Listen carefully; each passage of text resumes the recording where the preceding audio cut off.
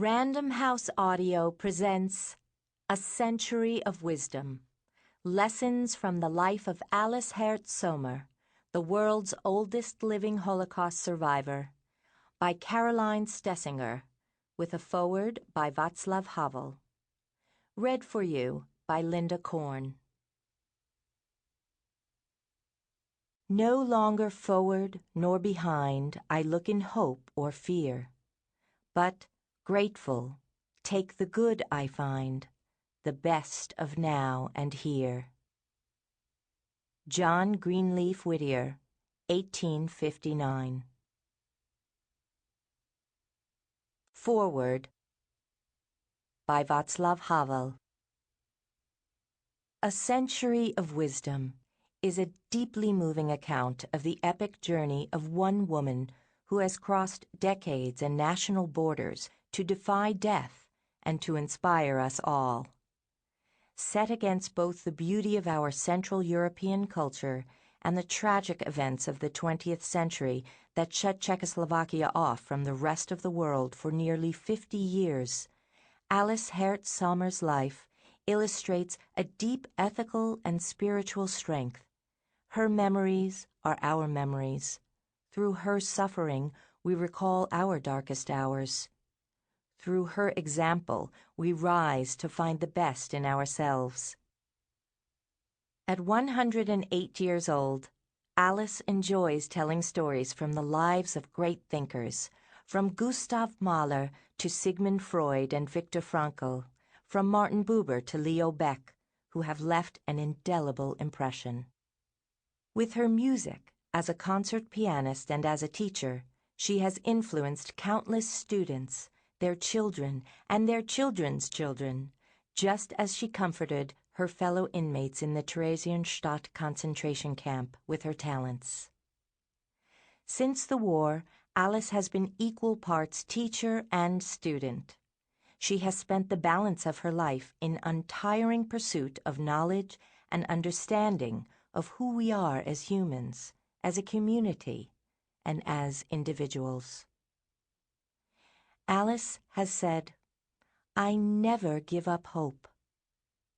This sentiment resonates strongly with me, for I believe that hope is related to the very feeling that life has meaning, and as long as we feel that it does, we have a reason to live. Alice's irrepressible optimism inspires me. She has survived, I believe, so that the world may know her story, our story, of truth and beauty in the face of evil. Not only can we learn from Alice today, but future generations can take wisdom and hope from her richly textured life. Prelude. At 108 years old, Alice is the world's oldest Holocaust survivor, as well as the world's oldest concert pianist. An eyewitness to the entire last century and the first decade of this one, she has seen it all, the best and the worst of mankind. She has lived her life against a backdrop of good, amid the chaos of evil. Yet she continues to throw her head back in laughter with the same optimism she had as a child. Despite her years of imprisonment in the Theresienstadt concentration camp and the murders of her mother, husband, and friends at the hands of the Nazis, Alice is victorious in her ability to move on and to live each day in the present. She has wasted no time on bitterness toward her oppressors and the executioners of her family. Aware that hatred eats the soul of the hater rather than the hated, Alice reasons, "I am still grateful for life. Life is a present." A Century of Wisdom tells of one woman's lifelong determination in the face of some of the worst ills and heartaches to bring good to the world. In Alice's story, we can find lessons for our own 21st century lives. This is Alice's gift to us.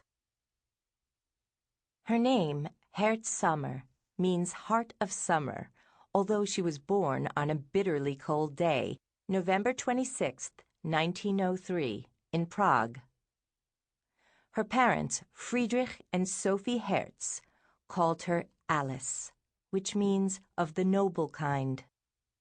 Her father was a successful merchant, and her mother was highly educated and moved in circles of well-known artists and writers that included Gustav Mahler, Rainer Maria Rilke, Thomas Mann, Stefan Zweig, and Franz Kafka.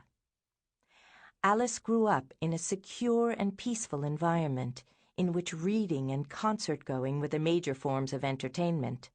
Neighbors would help one another in times of sickness, and families could calculate their interest in retirement for many years to come. Before World War II, Alice was well on her way to a distinguished career as a concert pianist. Her mother's profound love and deep knowledge of music, as well as her friendship with Mahler, provided Alice with inspiration, and she decided to become a pianist at an early age. Alice remembers accompanying her mother by train to Vienna 2 days before her 4th birthday to hear Mahler conduct the farewell performance of his Second Symphony with the Hofoper Orchestra on November 24, 1907.